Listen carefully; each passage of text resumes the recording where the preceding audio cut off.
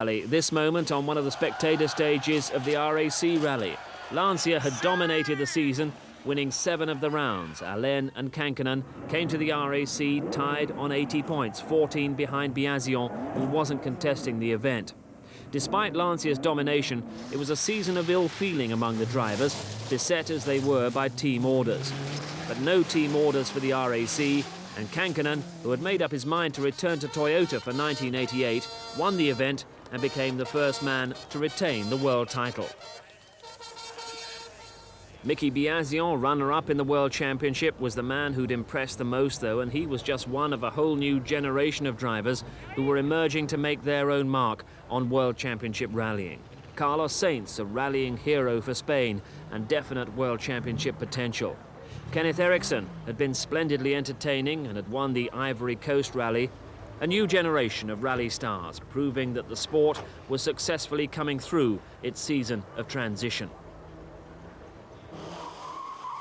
Bruno Sabi, committed and competitive and proving a very popular winner of the opening 1988 round in Monte Carlo. Mikael Eriksson, however, was less convincing on the Swedish rally, but Lancia came away with 2 things to celebrate. Victory on the event for Marco Allen and the prospect of the new Lancia Delta Integrale for Portugal. On the asphalt, the car was not very competitive compared to the Sierra Cosworth or the BMW M3. And now with the Integrale we have much bigger wheels and we also have more power. And so we hope that to compensate a little this handicap that we had on this particular situation. On gravel, already the Delta 4-wheel drive was quite quick, so maybe it's a smaller improvement, but the biggest improvement is on asphalt. And the Integrale turned out to be very impressive on asphalt. Mickey Biasion giving the car a debut victory in Portugal as Lancia filled 6 of the top 10 places. Ford beat Lancia in Corsica, but by the Acropolis Rally, Toyota was starting to suggest that they had a car that could live with the pace of the Lancias, even if they were struggling to match the durability. And in Juha Kankkunen, they certainly had a driver who could live with the best. They weren't able to prevent Mickey Biasion becoming the first Italian to win the title, though, or Marco Allen winning his 18th World Championship event in what was an epic 1,000 lakes. But they proved that the immediate future might not be all Lancia. This heightened sense of competition was also lifting the speed and spectacle of World Championship rallying, and it was once again heightening the danger as well.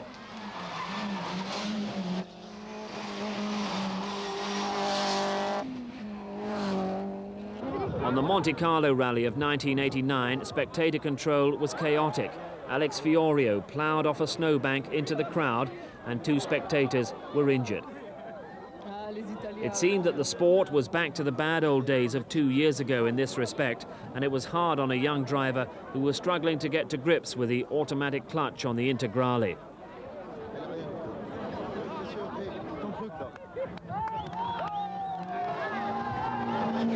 Later in the event, though, Fiorio was involved in a more tragic and freakish accident.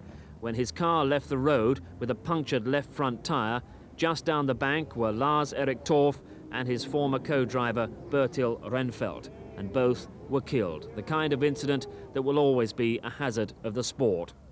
Torff was a distinguished driver with a fine record on the African events, and his 3rd place on the Swedish rally the year before showed what he might have been capable of in years to come. The opening exchanges of the season. Biasion won the Monte Carlo and won also in Portugal, East Africa and Greece. Didier Auriol won in Corsica, and Lancia were in charge again. The challenge of Toyota having failed to materialise. After Greece, Biasion on the left had a 30-point lead in the championship, and Toyota, despite Kankkunen and Carlos Sainz, were over 60 points adrift in the Constructors' Championship. The Acropolis Rally had seemed suited to Toyota, with all their experience and success on the Safari, but the cars didn't appear strong enough, or when the opportunity arose, quick enough. All 4 entries retired. Mazda had started the season well with victory in Sweden, which was being run as the opening round. Ingvar Carlsson achieving a World Championship victory at the age of 41, but without any significant opposition from Lancia. Timo Salonen seemed to have the rally won when he crashed into a snowbank. These had been lean years for the former champion, struggling to make an impression with Mazda after his good years with Peugeot. But the Thousand Lakes Rally would provide a highlight, where Timo was joined in weighing up the problems of the Mazda by Hannu Mikkola. Problem is the engine size. You know, we haven't got the same power than them, but certainly handling is same class than their car. Also in Finland, Ari Vatanen with the Mitsubishi Galant. Four-wheel steering on the Galant. Vatanen perhaps exaggerating the heaviness of it when he gave the car its debut on the previous year's RAC. But on the super special of the 1989 Acropolis, Vatanen was joint fastest, so a four-wheel steering car had at least led a World Championship rally. And there'd be another Galant for Michael Eriksson on the Thousand Lakes. I'm very hopeful for this rally. I have a good feeling for the new Mitsubishi, and well, I can't tell you so much more. Its handle's very predictable because it's big and slightly heavy, but the good side of that is that it's very stable and doesn't make any nasty moves suddenly. And what an event the Thousand Lakes turned out to be. Right on the pace were Mitsubishi, Mazda and Toyota. And though they were quick, the Lanciers were getting beaten.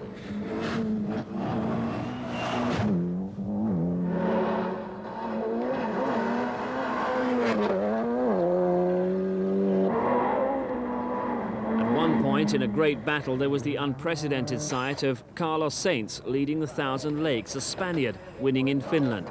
But as you can see, it all became a little too much for the man from Madrid. I missed the bend, too fast. And it was all too much for Lancia as well. Didier Auriol went out with accident damage, Marco Helene went out with a blown head gasket, and even the world champion Mickey Biasion wasn't in the mood for things and never came to terms with the particular demands of the Finnish forests.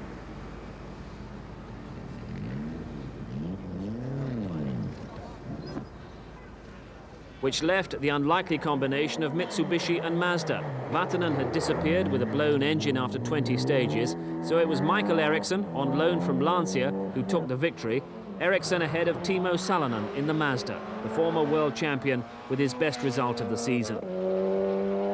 On the San Remo, Lancia hit back with their latest progression, the 16-valve Integrale, and in the hands of Didier Auriol, it made quite an impression.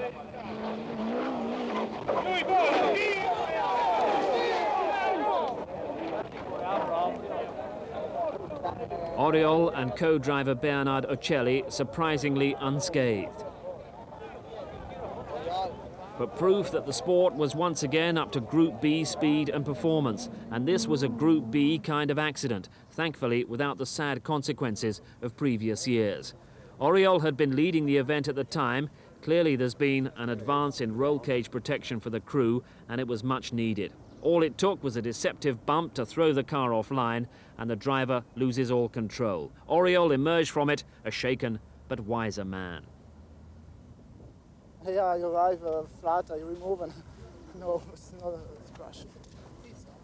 But okay, it's mistake, yeah. But never I have think that I can do that here because on practice it's all right, and it's all right. Up ahead in the rally, better things for Lancia as a storming drive from Mickey Biasion makes his World Championship title safe. With the job done for both constructors and drivers, Lancia declined to contest the last World Championship rally of the decade, the 1989 RAC, so Toyota were the favourites, and each of their 4 cars led at one time. But just like on the Thousand Lakes, Mitsubishi were putting up stern opposition. Ari Vatanen in one car, Pentti Riikola in the other. Ari Vatanen dropped out of contention with a roll in Grisdale. The British driver David Llewellyn was the first to lead for Toyota, the first time there'd been a Briton in front for 8 years. He remained a name to watch in the 90s. There were others who were nearing the end of their careers, Jimmy McRae there, and his old rival, Russell Brooks.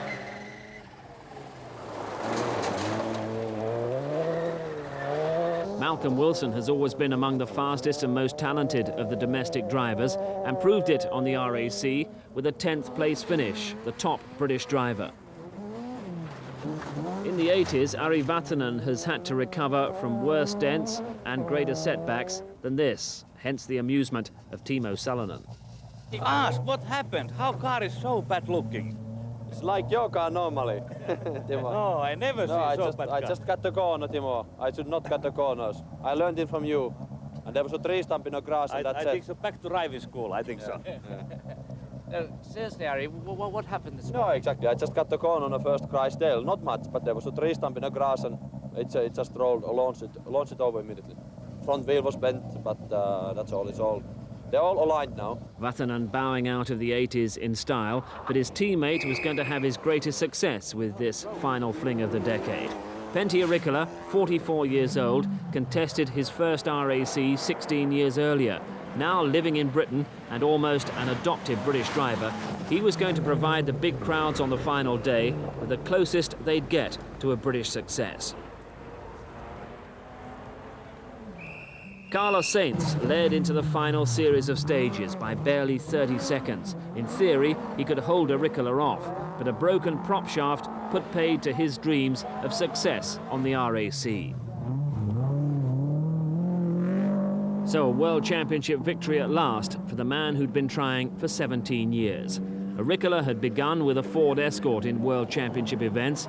The supercars had come and gone, Group B had come and gone, and now he'd made it.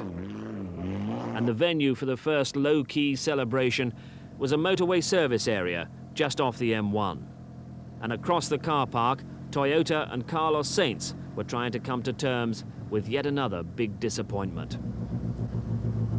We were trying maximum, absolutely. Which is all you could ask. Carlos Sainz allowed himself a glance across the car park to the final winners of the decade. Ronan McNamee, Pentti Riikola and the Mitsubishi Galant, a car that lived up to expectations. Fantastic all the way through, and it's just an incredible enjoyment when you drive a car which does what you want to do it, and it's an unbelievable feeling. And Ronan McNamee. And that is World Championship rallying in the 80s. It was high speed, high tech, but always with room for the human touch.